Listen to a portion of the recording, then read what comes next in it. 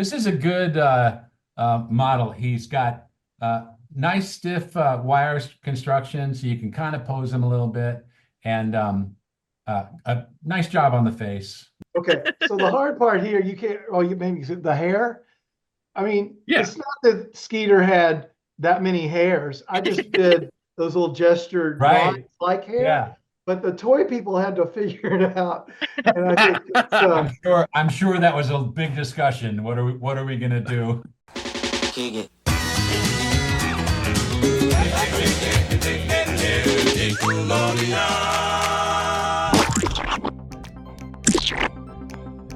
Welcome to Splat Attack, a 90s podcast honoring the slime-filled past.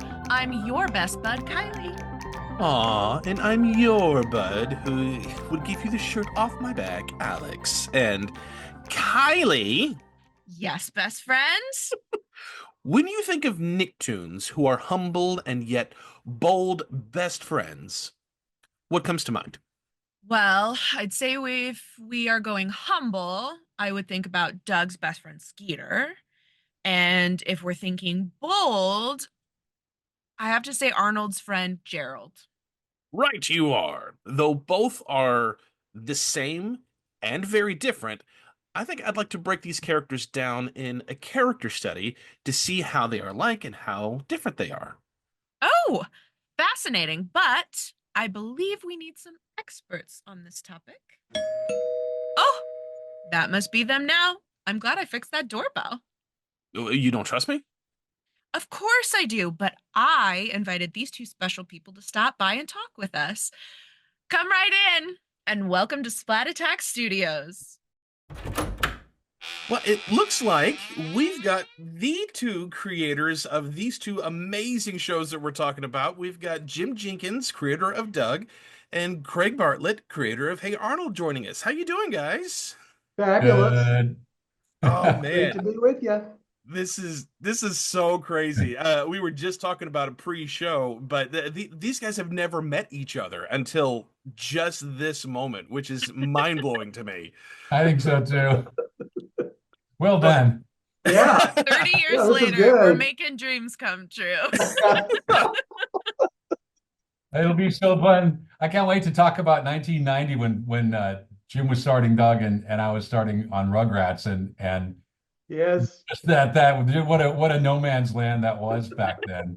I can't wait to hear your side of it, Jim. We could go on and on. I'm sure. Probably will. Well, for tonight, we are looking at both of the best friend characters. We're looking at Gerald and Skeeter. And obviously, if it branches out away from them, just to talking about the shows in general, that's fine. We don't have to pigeonhole the conversation at all, because you know me, I love to hear your stories, and I know Kylie does too. But we've heard some of the inspiration for both of the creations of your shows on the show before, but what was some of the inspiration that you had for these characters? What made you choose these personalities and these designs? Well, Craig. Okay, I'll start this one. You can start the next one. Okay. Yes, the best friend character is super important. As you know, just even from the when you're putting a show together, you realize the kind of archetypes you're going to have to have. You're going to have the cool best friend, and in the case of Gerald, he needed to be kind of everything that Arnold wasn't, and so that was my starting point. And then even in design, when I designed Gerald. The first characters I designed for Hey Arnold when it was Claymation shorts was Arnold, Helga, and Harold, but those two were the bullies, and they didn't have any personality assigned to them except being mean in those shorts. There was no character development. And Gerald was as soon as I made the Arnold pilot in '94, and I thought I want the cool best friend to be as kind of tall and narrow as Arnold was short and wide. And it was as simple as that. In the very first round of characters that I did for Hey Arnold, I designed all those characters myself, and I was definitely going for geometric shapes. It's beautiful. And so hence Gerald's super tall, high top fade. And the fact that Gerald's black, I wanted him to have I wanted to mix up the ethnicity of the kids in the show, and that seemed like a really good start. We already had two blondes in Arnold and Helga, and so I wanted to start mixing it up right away. And also, I would say and I must have been on the right track. I was developing it in 90, start of 94 was when I made the pilot. And I knew I was on the right track because I saw that in 95, Harriet the Spy, the very first Nick movie. And the division began with that first project. And as you recall, at the end of Harriet the Spy, it ends with a kind of a James Brown dance. They're dancing to James Brown in the classroom. And I was like, oh, that's so great. My pilot, we did a James Brown ripoff that Arnold dances to kind of, which is not unlike the Doug pilot. It usually, starts with a kind of a funny dance, something to save the day. And so obviously and I remember I just remember thinking, oh, good. I think I'm in the same zeitgeist as Nickelodeon. I think we're going to have a good fit. And we both came up. We have the bona fides. I started on the first season of Rugrats, and obviously Jim created Doug, so we were part of that zeitgeist. We kind of made it. But I did think when I saw them all dancing to James, that small ethnically mixed urban classroom dancing to James Brown, I was like, well, we're gonna get along fine. So that's why Gerald was black. And then, of course, when it was time to cast it, we brought black kids in to audition for Gerald, and Jamil Smith crushed it. He was so funny in his audition that I remember Mary Harrington, our boss, saying to me, "Well, we found Gerald." So there was no more approval process necessary than that. I loved him and Mary loved him, and it was clear he was going to be our Gerald. And then from then on, I just really feel like Jamil Smith, who played Gerald, was a very important influence on the character. The kind of the coolness of Gerald that I wanted. He got it immediately and started delivering it. And it's the same as Helga. Both of those characters, the actors, in the case of Helga, Francesca Smith, and kids too, they were little. Franny was 9. Jamil was probably 12 when he started.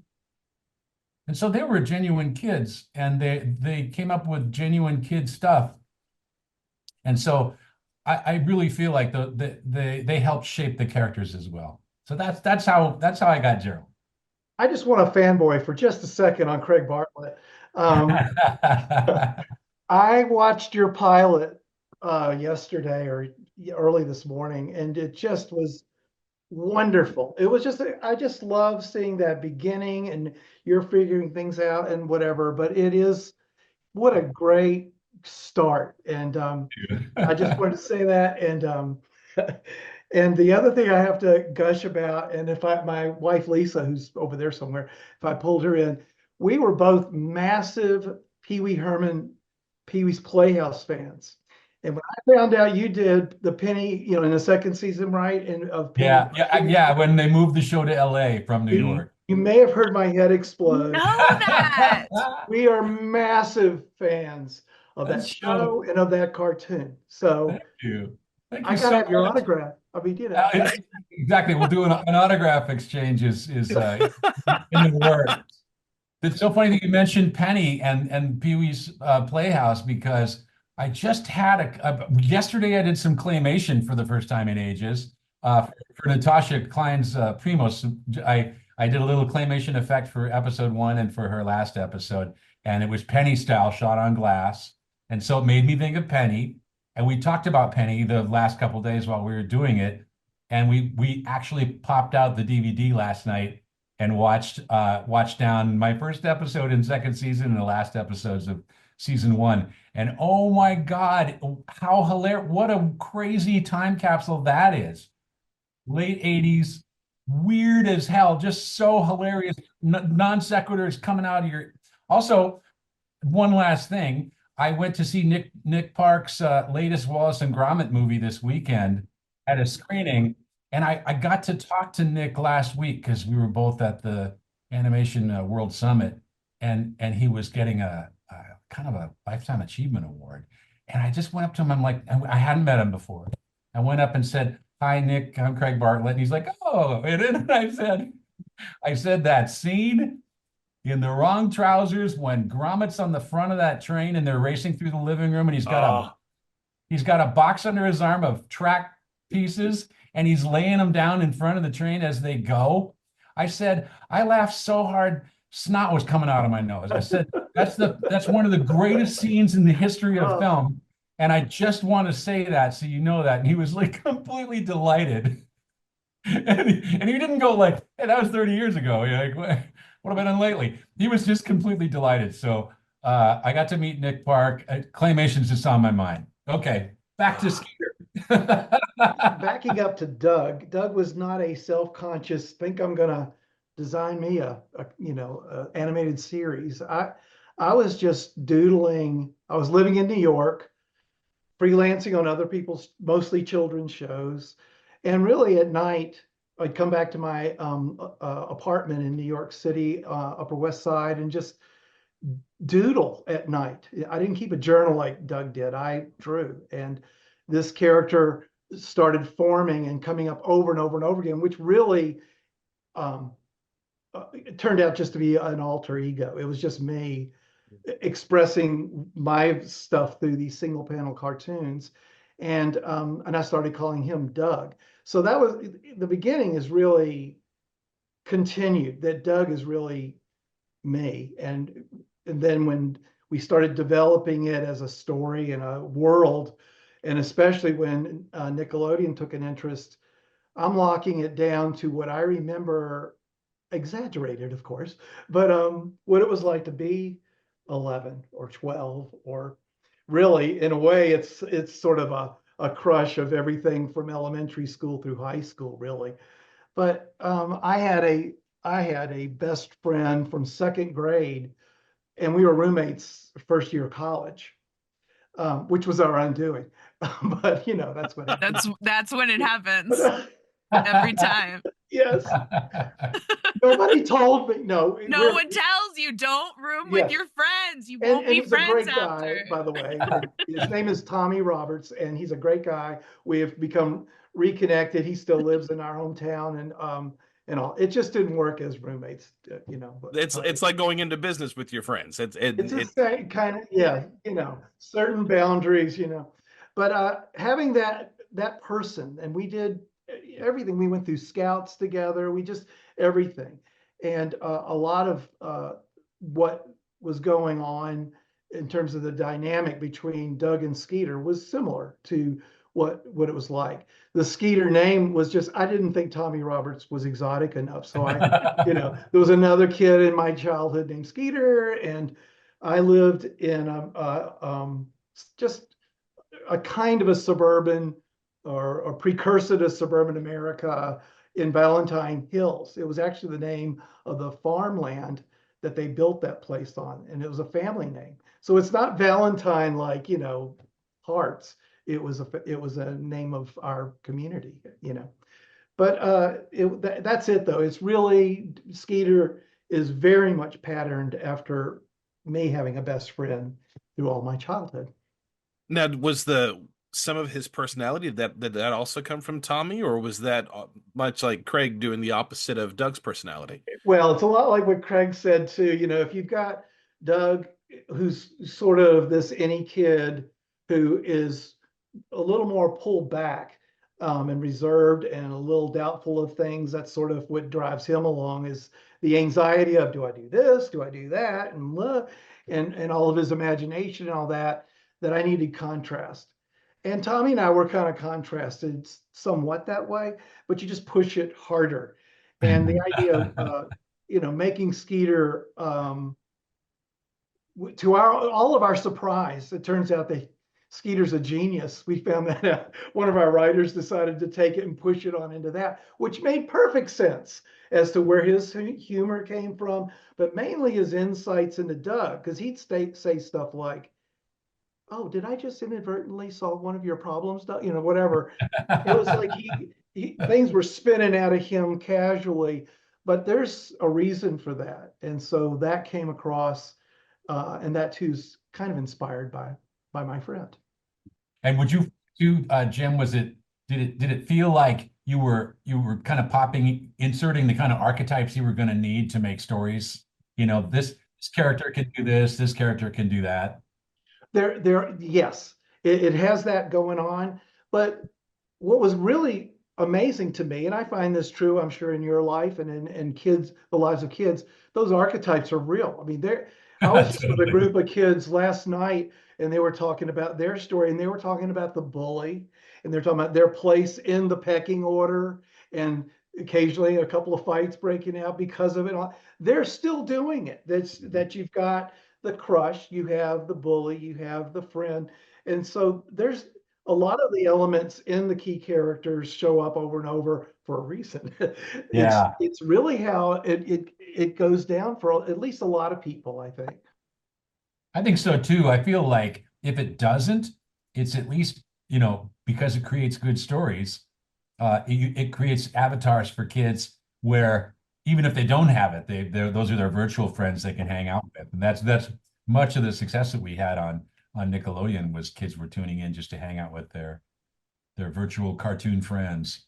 That is an excellent point, because I get you, like you, I'm sure we get a lot of comments from people that grew up with our shows and whatever, and it's moved away from the superficial or just simple questions like when's Doug gonna kiss Patty kind of questions. That doesn't come up so much anymore. But people want to talk about what that show did to them in terms of quote unquote teaching them or inspiring them about growing up and making choices and all of these things that were going on.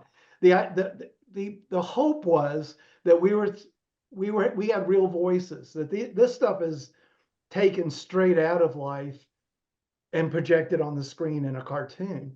But beneath it all is truth. It's the way we are, how we talk, how we treat each other. Yeah, I agree. I feel like the dialogue that we write should feel it had to have that kind of authentic feel to us, whether that was true for anybody else. But I felt like we were thinking we would just do something that was authentic for us, and then it would be relatable. I will say this, Craig, because I've watched as much Hey Arnold to just get it back in my head. Your show, I think, kind of took whatever it is that we started with, but it has an edge on it. It's more of everything. It moves in a different way, the way it's cut, and the way the kids talk, but especially just Helga might just turn around to that guy with the sinuses, whatever, and just go bam.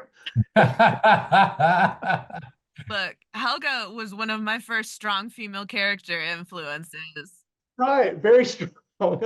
Terrified. But I gotta say too, edgy. well, thank you for that very kind compliment. We couldn't have done it if we hadn't been in 90s Nickelodeon. 90s Nickelodeon was run by women, and it was a unique workspace in New York City, which I only came to visit.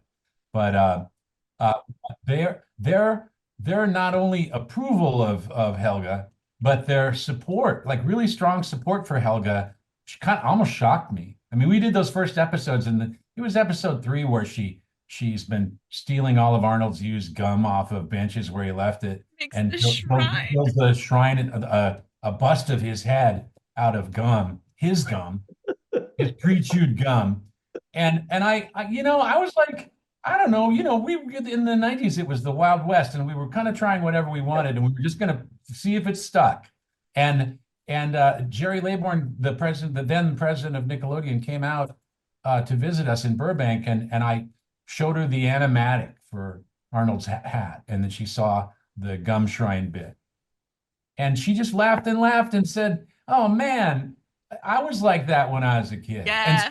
Instead of being like, "Oh, come on," that there's stalking and there's all kinds of. She's really crossing the line in so many ways. Also, the kind of her casual violence. You could tell she could kick any of their asses, including even Harold. And so that she ran everybody. You would think they would kind of clamp down on all that stuff, but no. In the mid 90s, they were like, "Wee, this is great." And so I can't say enough about how that allowed us to do our thing. So that is why it's got its edge. is that they didn't make me saw the edge off. And thank you, That's thank true. you for that. That's those are really nice words. I mean, both of your shows for me, I grew up in like suburban middle of nowhere Indiana. So like I connected to Doug on that kind of level, like that smaller town, everybody somehow knows everyone and like just that related to me on my everyday. But there was something about Hey Arnold, and we've talked about it before on the podcast, and I even brought it up when we got to talk to Jerry Laybourne because as an adult, it's something I keep coming back to, especially with Hey Arnold, was it was exposure to things I did not experience or see in my everyday life. You know, I didn't grow up in a big city. I never lived in an apartment building. Like I grew up in very Caucasian, German, American Indiana. So like I didn't have exposure to a lot of other cultures. And one of my first real instances of that is Nickelodeon and Hey Arnold. And it just it feels like it made approaching unfamiliar things easier, especially like, experiencing a new culture for the first time. And as a kid, I could be like, oh, they're like Arnold's neighbor.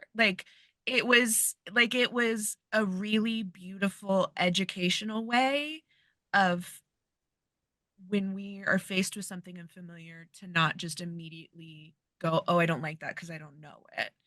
I really feel like it opened the doors for kids to understand more than we are given in our everyday. Yeah, really, really cool when you realize the effect that we were having. I mean, and I'm sure you've heard back from tons of once kids who are now adults, Jim, who've told you the same thing, where they said, "Thank you for showing me that it was okay to," and then any number of things. Yep.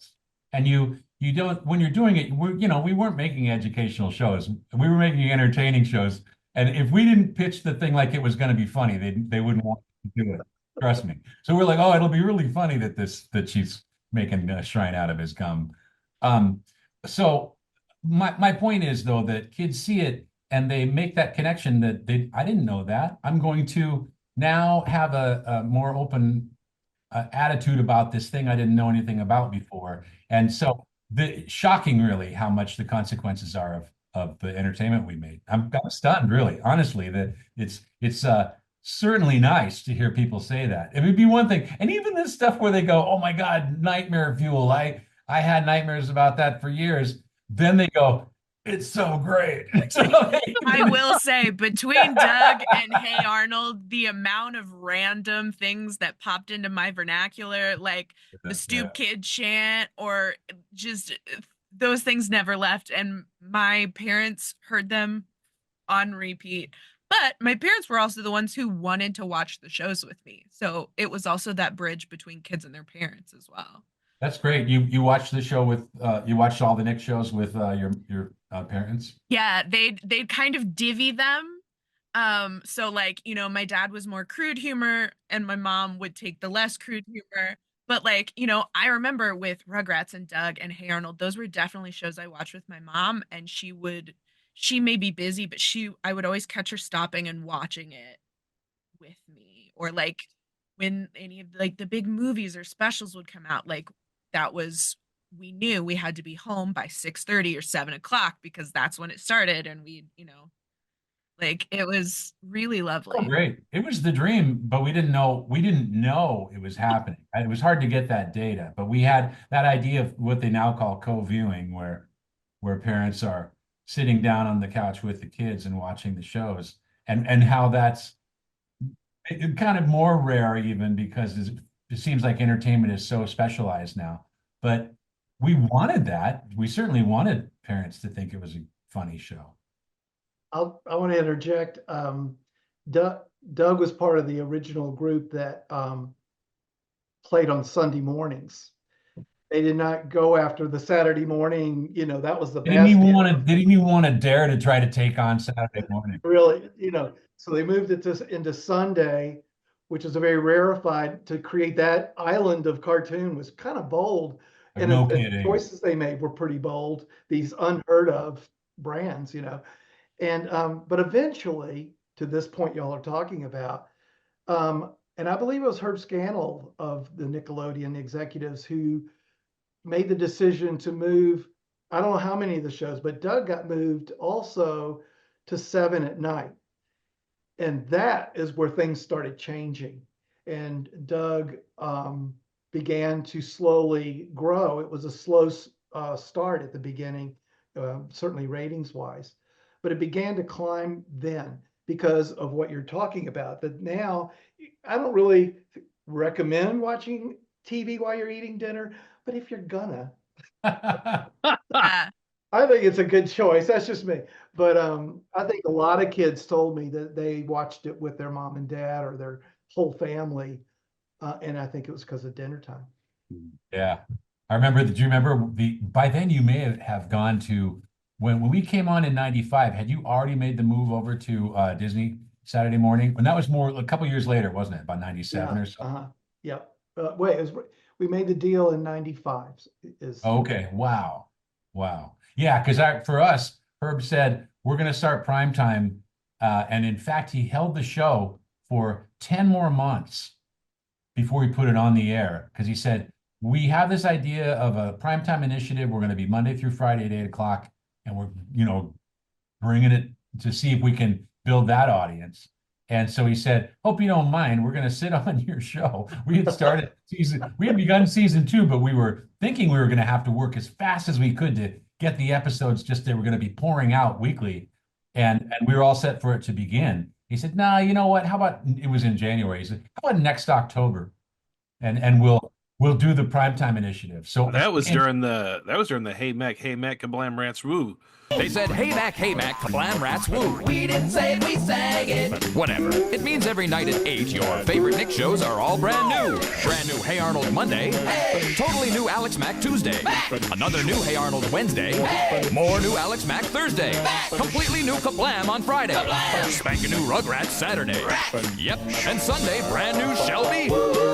In other words, Hey Mac, Kablam Rats Woo. every night at 8, new episodes for you. yeah, and so it turned out to be wonderful for us. The primetime initiative was immediately successful. Nick was already by the mid 90s they were just cooking, man. They could do no wrong for years and years in a row. I think that's why we got so little notes too. It's like they didn't need to give us notes because everything was fine. They were making more money every year than the year before. Jim was saying that he had his Skeeter. Craig, did you have your Gerald? Kind of, the answer is really no. I would base them on maybe, I'd borrow a name from someone that I liked, and I'd borrow a kind of a personality from somebody else. And I there really was no Gerald, just as there was no Helga. None of the girls that I liked or that liked me, and it was unrequited, were nearly as intense as Helga. So same with Gerald. I mean, Gerald was my idea of a cool best friend with a loyalty, and Jamil really brought that. Jamil, he sensed that loyalty was the number one thing for Gerald, and so you could feel it. That's what he thought was important about his character, and I think we made his character more about loyalty because that was where it was coming from. But yeah, I did not have a friend that had my back like that. We were more cutthroat in Seattle. Jim, how much of Skeeter did Fred Newman? How much of that was his personality? That's a great question. Fred Newman, Fred and I met doing the first original show that Nickelodeon ever did was Pinwheel. And I was on that show, and I was one of the characters. I wanted to be a performer, So I did a puppet character and was a second hand on some of the other big puppets. And Fred Newman was the host of a show called Livewire. And those were two of the very first shows. And so we devised a road show that went all over the country promoting. We were doing our show, a version of our show Pinwheel, but it was to promote Nickelodeon. And Fred went on the road and did these live versions in various cities of his sort of Phil Donahue kind of livewire show for kids. And so our paths crossed as we were going all over the place and doing that, which was a pretty exciting thing to be doing when you're in your 20s. But that's where we met. But I got to know him and his humor and sensibility and all those mouth sounds in particular.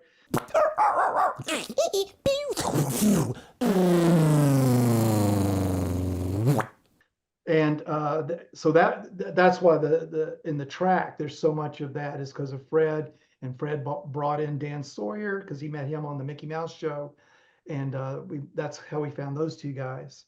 But Fred has a big range because of being so musical.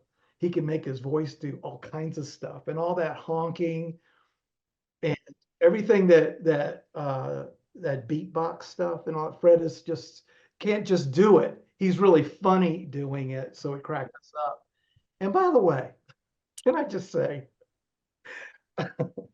I love it, by the way, that if you read online, various people talking about the characters, Skeeter has been adopted as the African American of our series. He has. I wanted to ask, but I was like, was it on purpose? Because Skeeter's 100% an African American kid. Skeeter is blue. Exactly. He's blue. And He is blue. He is blue, and that's my answer when they say, "Is he black?" I go, "He's blue, don't you?" And but there's so much about his quality that makes sense when you see how that would happen. But it's another example of not being self-conscious. Like, we had a chart, we need to have all that. The diversity we had is a different approach because the whole thing was supposed to be a parallel universe anyway. And so we could make skin colored anything. And so, we picked the voiceover that I could hear in my head, and we just cast people. I only wish they had been kids. Craig, you said that earlier. We figured that out by PB&J Otter, but we had used an adult ensemble, and so Fred did Skeeter. Adults have been playing kids I know for Yeah. years. and it was certainly durable. It has its advantages for sure. Yeah, I mean, Billy West was a genius, and just the whole crew. But anyway, I'll stop. But Skeeter was definitely something that evolved, and Fred brought a ton of who Skeeter is. I think that's the only overlap. I know Fred did something for us on Hey Arnold, and I loved the time I spent with him. His brief little encounter with us, he definitely left an impression. He just lights up the room. He is just an amazing guy. Next time I saw him, he was in the band with Garrison Keillor when he had taken that on the road. And I was really glad to see him again because he's such a great performer. He's amazing. We flew to New York last year because of Prairie Home Companion to see Fred. That was the mission. And we got to talk to him after the show and whatever. It's just, he's doing great. Well, all voiceover people are brilliant and nice. That's just like, for some reason, they're just like, they're a class of their own. And they love it too. On-camera actors who then get to go just do some recording tracks are always thrilled because they get to show up in their PJs and not stand on their mark, and they love it. They love it. It's true. It's funny. A hypothetical question. If Skeeter and Gerald had ever met, how well do you think these two guys would get along? They like each other a lot. They're both basically really nice for openers. So they wouldn't be, they wouldn't have a problem with the other. That's exactly, I mean, it just came out like that. I think the same thing. I think I love Gerald. I mean, he's a perfect, what is the word? Deuteragonist that shows up if you Google, these characters, meaning the second character. But there's enough difference that they would have found each other interesting and funny and fun and all kinds of things. They would certainly understand friendships and with their place with their best friends. So I think That'd I be think interesting to have them both kind of like compare notes on being best friend to somebody who. Honestly, I would watch a Gerald Skeeter buddy cop series. oh, that's it. You Like, just did it.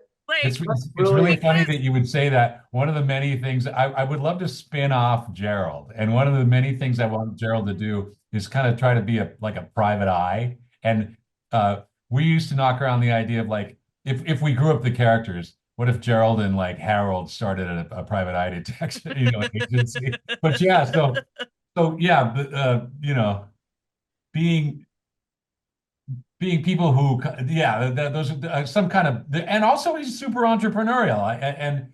I can imagine that he and Skeeter starting a business, no problem. Well, also, I feel like both of them would enjoy listening to each other's stories because they're both Yeah. great storytellers. And like Gerald's got the street smarts and Skeeter's got the like book smarts. Like I think they would go on amazing adventures. A great combo. I wonder about if that's a through line for best friend characters, that they're good storytellers. I wonder. They're kind of the lore keeper of a series, you know? Makes a lot of sense. The best friend is always like, "Hey, remember the time that you did this?" Yeah, it's like, hey, we did this. Hold on. Yeah. Mhm. Yeah, that must be part of it. Another thing that came to my mind is, and this, Craig, you'll tell me about. Skeeter was definitely in the music. He introduces the beats. He's a huge fan of the beats, and he pulls Doug into that. And he's always trying to start a garage band that Right. lasts for about a day. But he's got that musical side, and that is a good example of what Fred brought to it because he is so musical. Did you go down that road? A little bit. We had him. I was just thinking the haunted train episode. The urban legends. And the urban legends are kind of like a sort of a beat poetry, telling them it's always a kind of a performance. We did a beat poetry episode. The one, remember, the kids they have a little coffee shop they open in the I think in the gym or the lunchroom. Gerald did beat poetry for that too. His kind of spoken performances we would remix at the end of the show. Jim Lang, our composer, had a guy, Steve, who would Steve Ellison. He used to work cutting hip hop music, and he was an editor for people like Snoop Dogg, and so he would turn these into kind of raps at the end of the episode just for the end credit music. And Jamil always was kind of the go-to guy. So it was almost as if we made him into a musical character without even him being one. He still has several songs, and he's not, that's the thing that's great about that. Jamil, the kid, the 12-year-old, was not very musical. He had wonderful phrasing, and he was like a poet, but when you went to hit a note, he wasn't going to hit that note. When they sing at the end of the very first episode, Downtown is Fruits, they slide in at the finish and they sing, it's fruits that really makes us toots. It's fruits. And when they do that, if you listen to Jamil, he's off. Notes are not right. Fruits, it's fruits that really makes us toots. It's fruits that give us all a hoot. His phrasing is immaculate. So it's a cool combo and very authentically kid-like too. So I embraced it, and Jim would try to write for that. He was more of a kind of a beat poetry speaker of lines than a tuneful singer of lines. In Craig, you were saying that if portraying Gerald grown up, you'd like to see him as like a private eye and something like that. Yeah. Jim, what do you see Skeeter doing as an adult for a profession? I'm so mad at myself. I'm looking around because it's usually right here. One of the birthdays that came along for me, I had them like once a year. And I got a card drawn by the bullpen of artists drawing in the back. And it was all the characters of Doug, but it was me as Doug, of course, and all the others. But now they drew it and they aged it up where Doug's in his 40s somewhere, early 40s. And I've kept that. I have it. And there was talk of bringing back a reboot of Doug. And then the idea was that they all grew up and Doug married Patty and Skeeter and BB and all these things happened. And I have a picture of what Skeeter looks like, as a 30-year-old actually. And he looks really good. His head's shaved and he looks really super cool, dad guy. And he's got this cool kid named Moss and whatever. And I'll send that to you if you want to see it. But, Yes, please. I can absolutely put that in here. It's so great. I mean, one of the things that's cool is both of these franchises are pushing 40. And so it's very funny. We've no doubt both of us have looked at and thought about and talked about and tried to get, didn't get, did, made new versions. And so the idea of spin-offs and parallel universes and stuff, and so many of those things have happened that I always love to hear about that. Like what's the spin-off or the next generation version. New Paramount Plus animated series. Skeeter and Gerald, Private Eyes. When you have fans out there, the fans that are all grown up, yeah, they're like, just Charlie's Angels on the front. That would be the logo. Yeah, but when you have fans that are grown up, I get that request all the time. Can you please just bring them back as adults? That I get that all of the time. I mean, we grew up with them, so it's that kind of nostalgia of being like, oh, if they were real, what are they up to now? Like, are you experiencing the same problems I'm experiencing? Should I be concerned? Yeah. No, yes, you're right. Yes. It's amazing how that goes. And also in interviews, we've made this point many times where the 9-year-old say, somebody who's in that sweet spot that watches the show and watches it regularly and it becomes a fan of it, that goes into their reptile brain. It's a memory that's a core memory that it gets a kind of devotion that you couldn't get now. There's too many shows and too many things, and the world feels like entertainment is gone in a million directions that are very specialized now. And so that the 9-year-old from the 90s that loved the show, it's on a reptile brain level. It can never be removed. And there's something just really comforting about turning it on every once in a while. Like, the world is so crazy and everything is difficult, and every once in a while it's nice to just turn on a TV show you used to watch as a kid, because you've seen every episode probably a million times, so it's not something you have to fully pay attention to, but you just can turn off your brain for a little bit and you just get to live in the nostalgia bubble. And it's I hear that kind of testimonial a lot. Yeah, That must be like a Hallmark Christmas show. Y'all weepy, they got I love that too, that idea of watching something for the millionth time and still crying. mm-hmm. Yes. I saw Wizard of Oz on the big screen last week. I just sat there and just smiled and cried. Yeah. So good. Yeah, perfect. Yeah. Well, I have absolutely loved listening to the stories that both Jim and Craig have to share. Like, my face already hurts from smiling. Yeah, my cheeks are in pain. So so Kylie and I can have a bit of a collective break. We are going to step out for a moment. We're going to cut to a commercial break, see what all is going on in the world of Splat Attack, and we will come back with some more questions with these two great guys. So stick around for just a bit. Don't go away. Doug will be right back. Thank you for tuning into this episode of Splat Attack. If you're enjoying this episode, please hit the like button, subscribe, make sure to hit that notification bell to never miss what we are up to next. If you are listening on a podcast app, please leave us a review. Be a best friend, be a pal. These small acts from you will help us out so much. Thank you guys. What are best friends for? If you like what you are watching and you'd like to look behind the scenes, head over to patreon.com/Splat Attack. We have exclusive minisodes every Friday, plus slime streams twice a month, early access, bonus footage.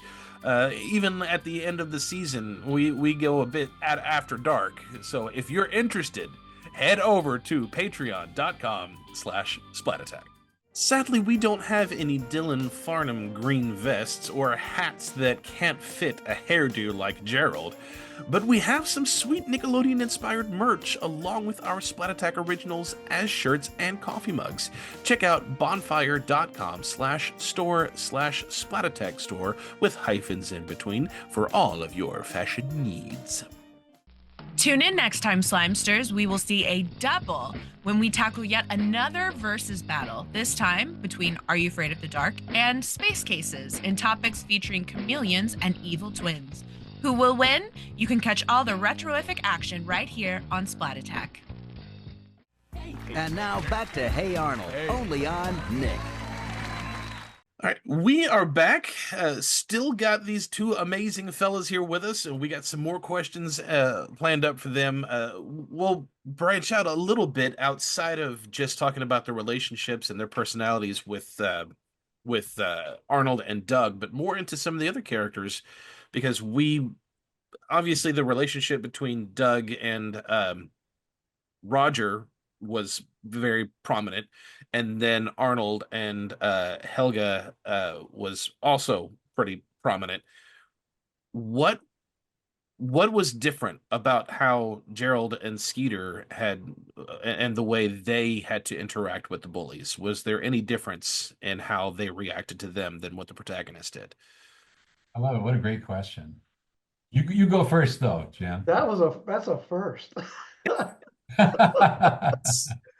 The first thing that came to my mind is if and when Doug is confronted with a bully, which happened all the time, he's going to sweat it out. He's going to sit there, and that's a problem. He's going to walk around forever, and he creates in his mind stories like Quail Man, who had unusual powers, not necessarily the muscly guy, but he could outthink the bad guy or whatever. That's how he played it out.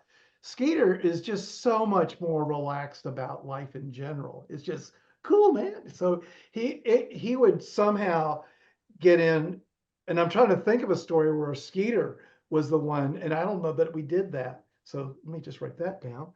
Honestly, I feel like Skeeter just ignored Roger. Like, he did not give him the time of day. That infuriated Roger, but he couldn't figure it out but Skeeter was just sort of unfazed by much of the stuff. And it wasn't because he was oblivious.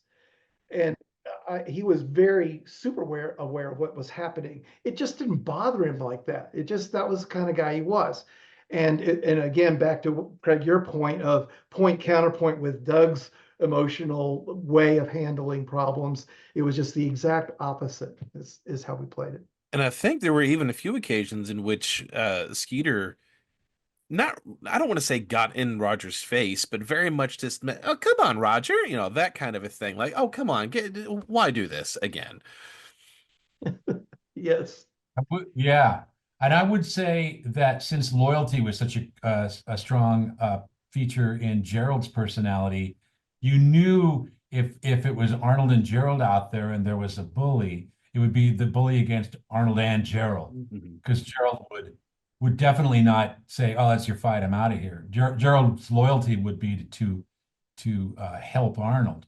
But yeah, I feel like so much. I know Doug was very much about like strategies to deal with bullies was definitely a theme, and I would say it was the same for me too. I kind of felt like each of the characters and what were their strategies to deal with mean people and just sort of like just people who make trouble for you.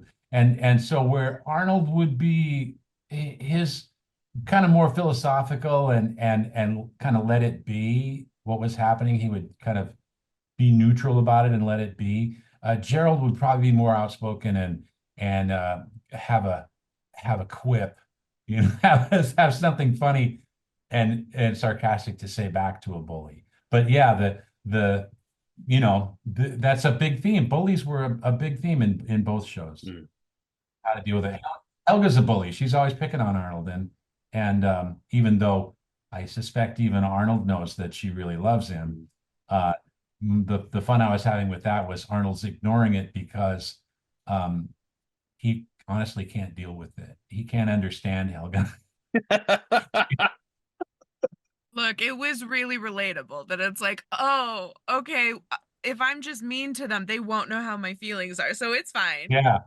This is definitely based on my childhood observations of unrequited love. And I did find that I was like, wow, this girl's being so mean to me.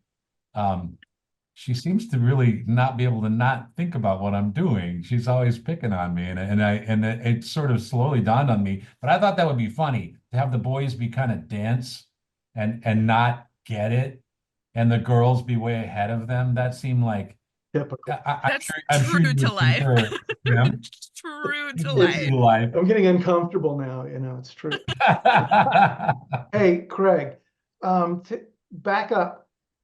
You, as a kid that age, what were your strategies? Do you remember about dealing with bullies? What was your? I remember. That's a great question, and it brings us back to your the Doug pilot and many Doug episodes.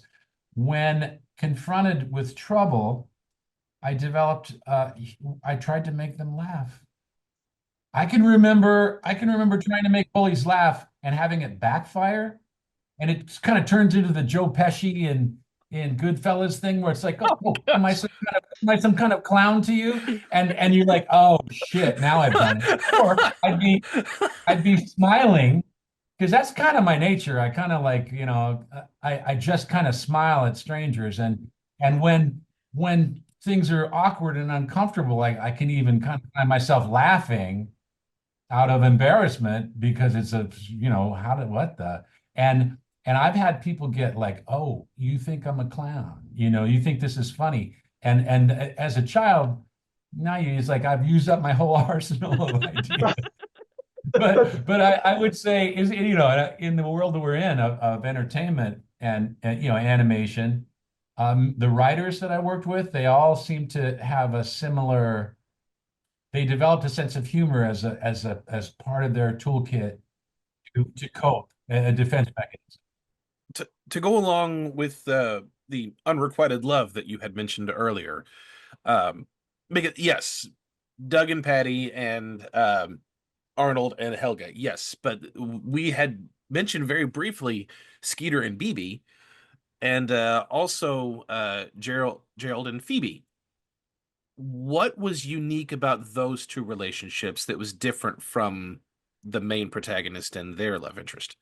Really different. You want to go first, Jim? No, I went first last time, so you. Okay, all right. We'll keep track. Yeah. That's a really good question because that really helps separate the two boys and the two girls. Arnold and Helga's his soulmate. They're gonna get married and have kids someday. They're soulmates. They're connected on a level that even in the very first episode, Helga goes, he's not shown up for the play, and she goes, Arnold, and you pull away, in bird's eye view and spin across the city, and you're all the way across town, and Arnold blinks and goes, did you hear something just now? And Gerald goes, no. And then Arnold goes, oh, I'm just thinking about Helga and the play, and we got it, And it's like, basically, I was showing the audience of kids, this girl's connected to Arnold. She yells his name, he could be across town, and he's like, what? And Gerald does not care about Helga. He doesn't care about Helga, so Gerald doesn't hear her at all. He's not tuned into her. But Arnold has a special kind of soul connection to Helga, which we repeated in many episodes, the Halloween show and the Christmas show, and we did that same joke because I love that joke. It's a great joke. Did you hear something just now?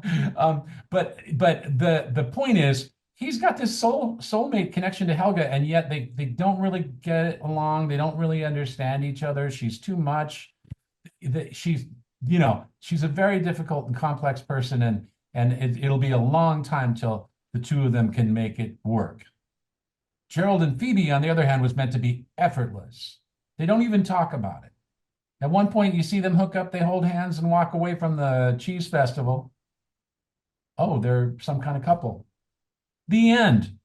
And that was my point. I wanted it to be that way. Like, look, love can be a sticky mess, or it can be as easy as just take my hand and we'll go for a walk. And so that's what Gerald, because he's cool, I guess,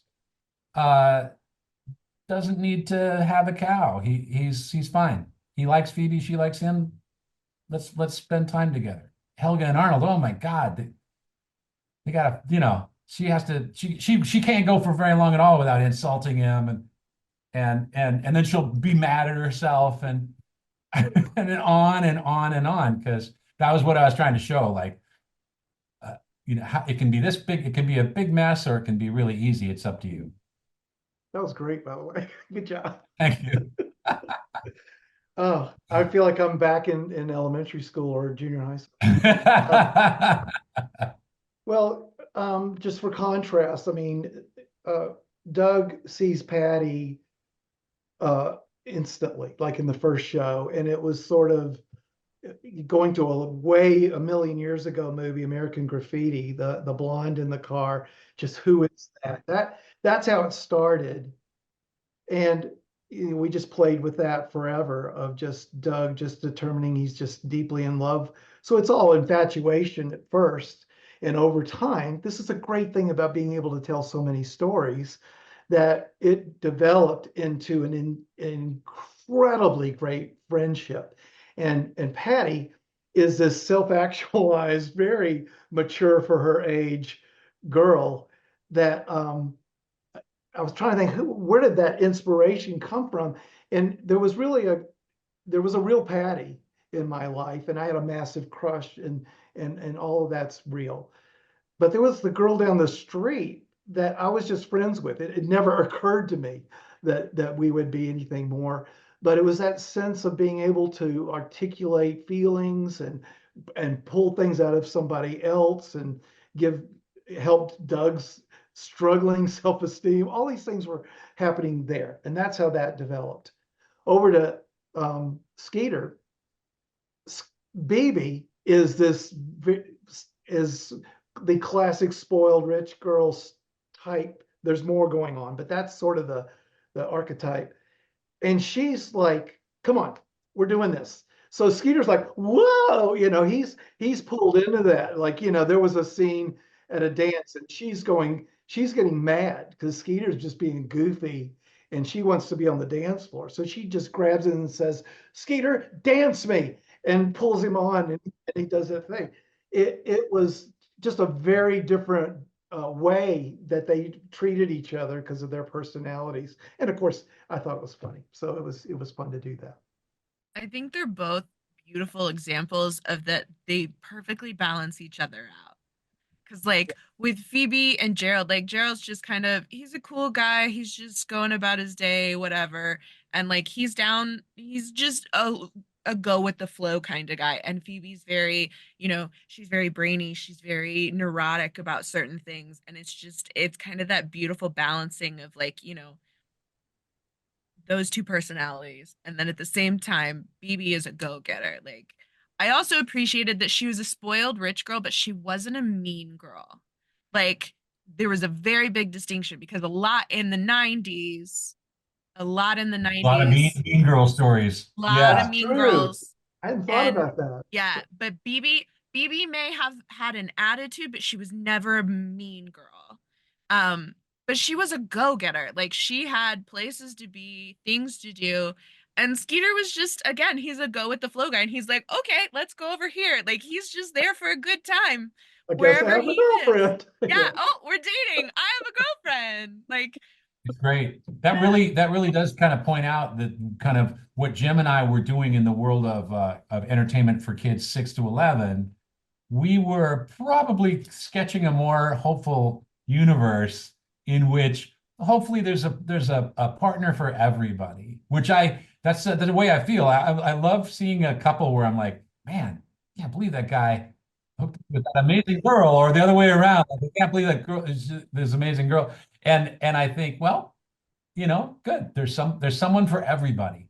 And so our cartoons for kids were kind of more hopeful than the Mean Girl movies that were being made for teenagers and adults. And you gave us more examples than just like the cheerleader and the football player. Like it was just kids being kids. Yeah, I will. It brings me to a note that Linda Semensky had, who Jim worked with as well. Linda started off at Nickelodeon and then left to go to Cartoon Network. she went to Cartoon Network, and she launched all those classic Cartoon Network cartoons. But Linda talked about the need for good girl characters, and she said the reason it's so hard in our early '90s world. She said the reason it's so hard is often there's one girl and the rest are boys. And then all the pressure's on that one girl to be everything, pretty, smart, nice, and on and on. And not likely she can be a drag or a bitch or have like weird compulsions or a big liar or any of those things. She's got to fit the cookie cutter. Like she's got to fit. Because she's representing all women. So she said, when we can balance the cast till there's a bunch of girl characters, then you can have that. Then you can have the snotty rich girl, and you can have the super nerd and the collector of bugs and so on. And so I think that Nickelodeon really wanted that. Obviously, they had all the execs were women, and they were like, come on, other voices, please. And so we had their support to make complex girl characters, and the leadership had good ideas too. I wanted two things. First of all, Kylie, you started the Mean Girl observation. It was like ding. Part of why in the Doug world was I wanted Patty and BB to be best friends, and Patty would not mess with a mean girl. It just wouldn't happen. She wouldn't put up with it. So that was a specific thing like that. But the other thing is more like what Craig, you just said. In our studio, we had some amazing, across the board, amazing artists and producers and all that.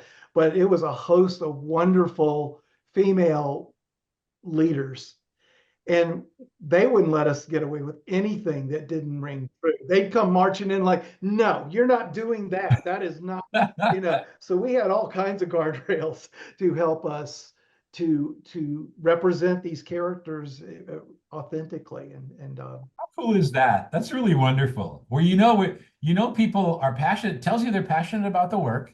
So right there, you're glad. You're like, my God, so-and-so stayed up all night. They were so upset that we were going to do this story point. She couldn't wait to get in here at 9 a.m. and say, if you don't change that, it's going to ruin everything.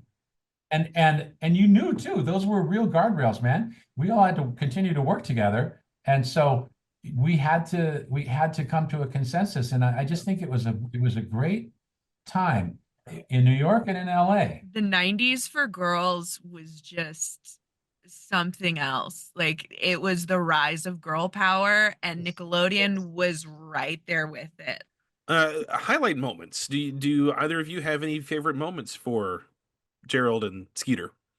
I do. It's sort of, I don't know. This will be more like Poignant. There, in production, Craig, that in animation, we learned this the hard way quickly though. If you make a mistake, I'm going to do my timeline here. If this is the beginning of a production and here's the delivery of the production, if you make a mistake here or a change here, it's going to blow up into a massive train wreck of a problem. And, you really want things to move along. When you approve a script, it needs to move on to record and storyboard and then on to layout, whatever. And there was a story where it is announced that Skeeter's moving. Doug's best friend is moving. And they have this, we're trying to make it just really the hardest thing on earth to lose. Doug just got there. He moved from Bloatsburg to Bluffington. And now he's got a best friend, and now he's moving. And we needed to really make that emotional, not just a joke. and we left out the scene. And the scene was of Doug and Skeeter. And this is it. They're saying goodbye. And so we took this shot way up in the sky at night with a street lamp, and the two of them, and they go, well, see ya. And the other one's like, see ya. And they walk away, and there's this harmonica. It was just a tearjerker. Well, we didn't write that at first. We didn't think of it till way down the line in production. Oh my gosh, our producer exploded. It was just a sound of screeching wheels and gears. And we were like, you got to do it. That's not the story won't work without it. And so they put it in, and I think everybody, I got to say, was like, okay, all right, you were right. And we got that moment in. But anyway, that's my mind just jumped to that. That was Skeeter's big moment. It turned out. Glad you did that? What? Aren't you glad you went? Oh my to the trouble gosh. to- And just the story, they're moving Skeeter downstairs. He gets the whole basement. Yeah. It's all Yeah. in a cool. It's the best. It's the best because you get it both ways. As someone who You know had what I their mean? best friend move away at a Oh my very God. young age, Yeah. that hit home. Yes, it did. I lost my best friend when I was in like first grade, and his name was Greg. So Greg and Craig, and when he moved away, it was like a giant hole in my life. I couldn't believe Yeah. it. Right. And so very super relatable. All the beats you were talking about, and also the fact that you created that really emotional moment. That's going to make it on that that reptile brain thing. It's going to just live in the minds of kids forever. So it's really worth doing. Yeah, funny. This is a little detail, but it made a difference. Yeah. Okay, favorite Gerald moments. Well, I loved the things that we developed for Gerald.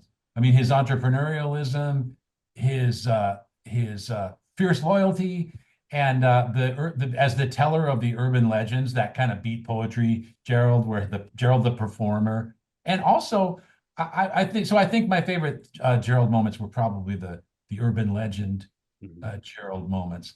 And I think what was cool about that too was I thought, oh, okay, Gerald is steeped in the lore of their town.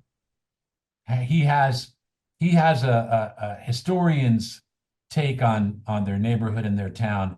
And if you wanted to know the answer to any kind of urban legend, you'd go to Gerald. And so I love that these things organically happen. Just like Jim said, you get to make 100 half hours. How many half hours of Doug did you make? For Nickelodeon, we made 56, and we did 2 stories in each half hour. We did 56 half hours. Right. So basically 112. And so with that kind of volume. And also, I appreciate what you were saying too, what you want to make it go. You want this thing's a machine, man. And we got to solve this by Friday because Monday we're starting the next one.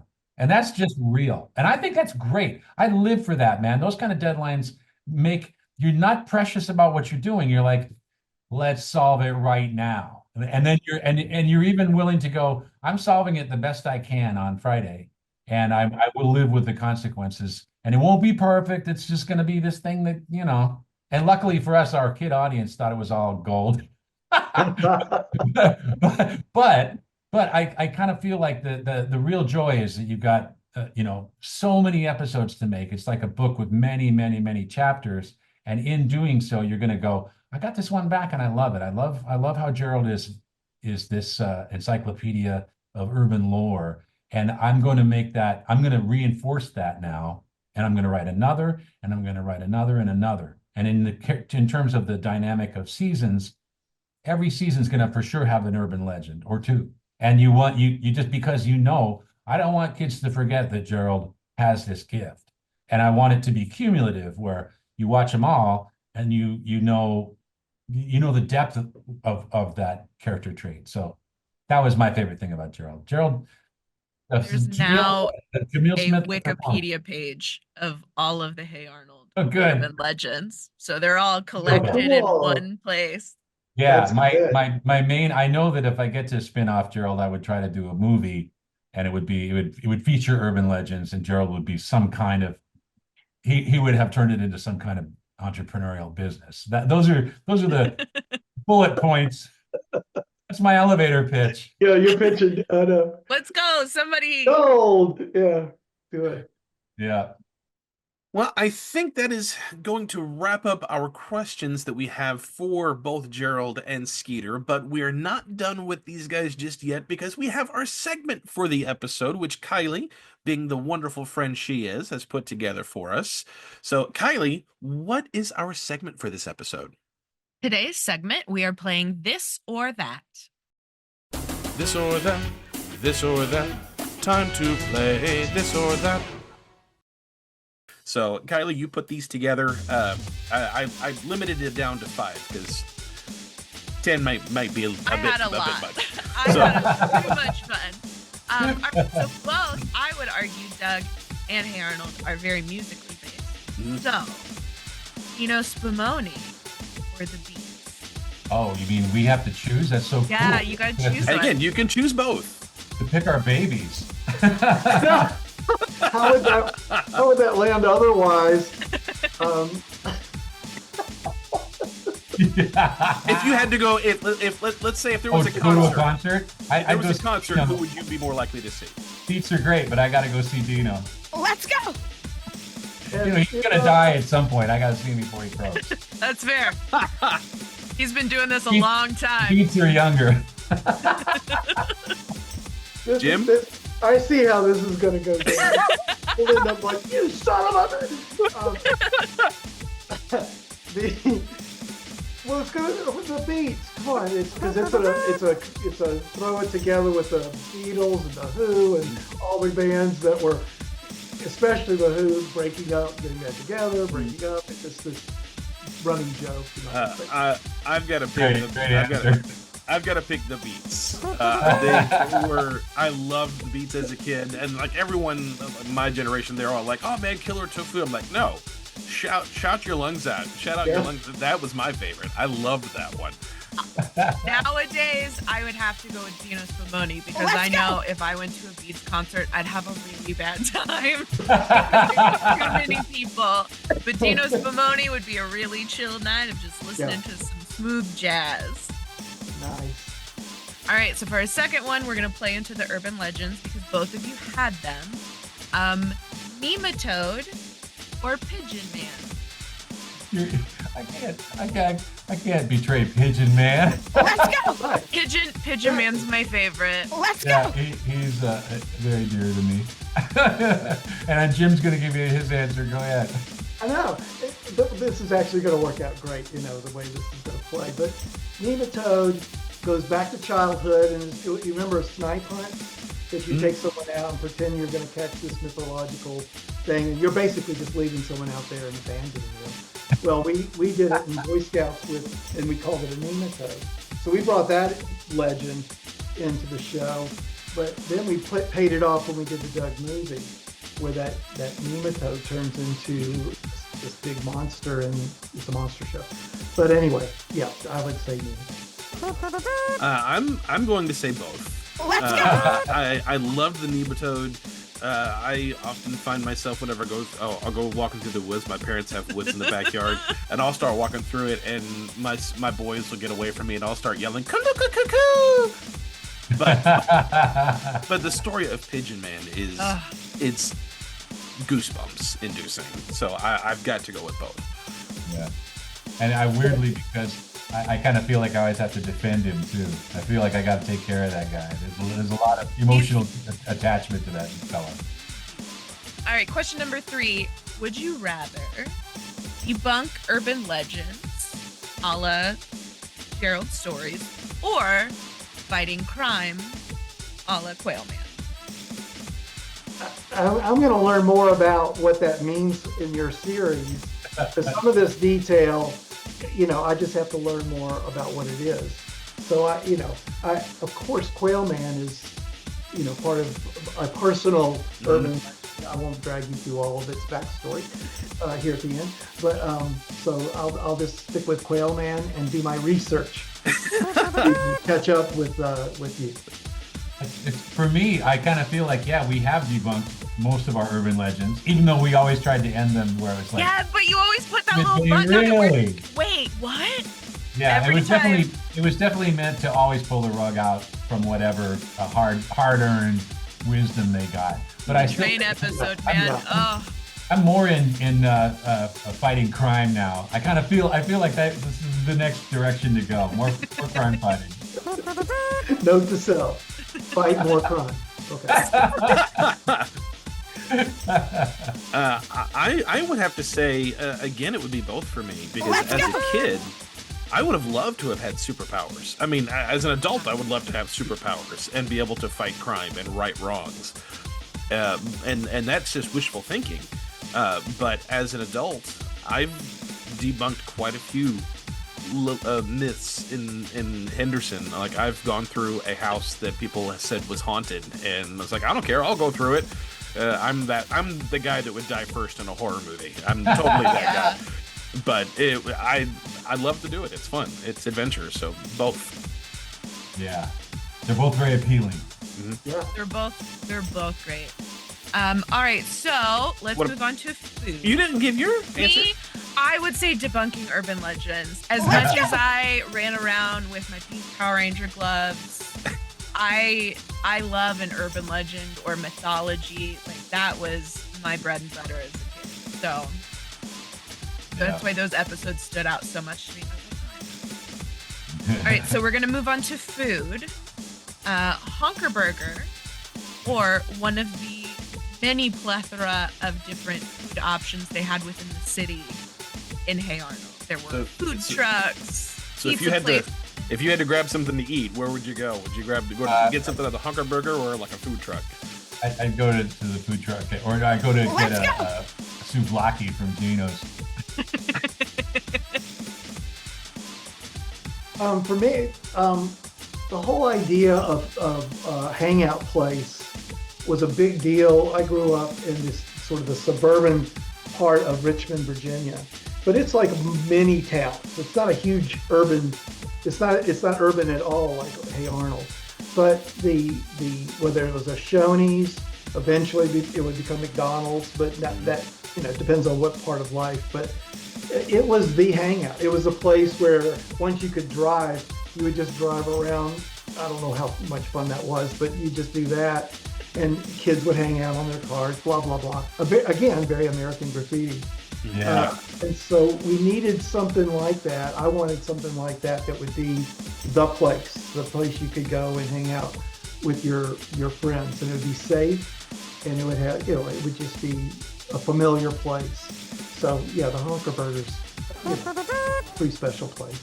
I'm also going with Honker Burger because everything you just said was exactly my childhood, because they used to have Play Place. In the early 2000s, they had game cubes in McDonald's that kids could sit around in a circle and play video games. And I spent many days of my childhood just playing in the Play Place at McDonald's and having a good time. And I'm a burger. Yeah, that used to be over the summer. Like, if you had someone who was babysitting you, they'd just take you to McDonald's because you could blow off some steam. As a teenager, especially once we started driving, Sonic was a big thing for us. Yeah. I feel was a very Honker Burger feel to it. So I would also have to say Honker Burger. It's really cool too to have heard those two references to American Graffiti, Jim, because I feel like one of the pleasures of being an animator is that you get to quote all of pop culture, and sometimes you do a complete lift from a favorite film. 70s films, the best, because they're all over the place. And we do a complete lift, and I always laugh going, kids are gonna see this first. Finally, they'll see the original and go, hey, they ripped off Hey Arnold. Like Bugs Bunny playing the opera and all that. We learned classical music. All that. As like we're doing our version of it. As avid cartoon watching kids, we just grew up into cartoon making adults, and then we just liberally, And then you grew more. You increased the population of cartoon watching kids. Yeah, that's the idea. We're just trying to pass on some good, basic American humor, and we learned it from the best. There's a cell that's just downstairs here from 7 Year Itch, where Marilyn, the guy's, I forgot his name. He's playing on the piano like he's this suave piano guy playing Rachmaninoff. And then Doug's doing that, and Patty goes, "Oh, Doug, you're so Rachmaninoff-y." And it was just, the kids are going to be, what? But one day they'll know what. One day, yeah, man. And we're just giving them a little taste, Just say, check it out. All right, here's our last one. Would you rather hang out with your dog or hang out with your friends? And again, both is an option. I want to do what Alex did and just say both. Let's go. Yeah, probably both. Let's Who go. in that group would you not want to hang out with? Yeah. Don't Yeah, get me wrong. right. I love my friends, but my little introverted heart is like, oh, I can stay home with my dog. Great, all my things are here. I'm good. I would say that really got tilted towards the dog in the pandemic. I have Yeah. My dog True. spent so much time with me. I have a much greater appreciation for dogs in general. I've become a dog lover as just a part of the surprising revelation of becoming older and going, God, dogs are so great. Dogs are great. Yeah. So both. And I gotta say both. I don't have a dog. I have cats, but I can. We have 2 dogs that we keep at the office, and I absolutely love those mutts. They're fantastic. But it depends on the day. There are days I want to be with my friends, and then there's days like, okay, I just want my pets. My dog's not gonna ask me any questions or have any opinions. No Great. judgment. No judgment. Yeah, Well, they just think you're great because you bring the Yeah. food. They're just like, we're friends. It's like, that's all I need. But that is going to be it for our time with Jim and Craig on this episode. It has been an absolute pleasure and always an honor to have you both on the show. So thank you so very much for taking the time to come out and share these wonderful stories with us again. You guys are wonderful. Thank you so much. Thanks from me and from Jeff, who says, basically gives a thumbs up to the whole affair. Oh, cool, man. Craig, you're my new hero. It's so great to meet you. You're awesome. Well, Slimesters, I hope you all have had a wonderful time listening to the stories from Jim and Craig. They're great. They're just freaking great. But we do have one more question, and this one is for all of you Slimesters out there. We have our closing question, and our closing question is: have you ever tried to be a Skeeter or Gerald to someone you know needed a good friend? You can write to us via email at splatattack2021@gmail.com. You can DM us on all of our socials. Just look for @Splat Attack Podcast. Please subscribe to our YouTube channel. If you have not, do so. Push the button. Like Chris Tucker says on Rush Hour, push the button. Interact with us wherever you can. Until next time, Miss Kylie, will you help me close the studio, please? I have a feeling some of the bullies from Bluffington or Arnold City can hear us bad-mouthing them, and I fear for my safety. Aye, co-captain, but no need to fear. Remember, we have Artie. Not to mention they'll have to answer to me. Oh, I wouldn't mess with that. Bullies, beware. We'll splat you later, Slimesters, and thanks for having my back, Kylie. What are best friends for? Splat you later.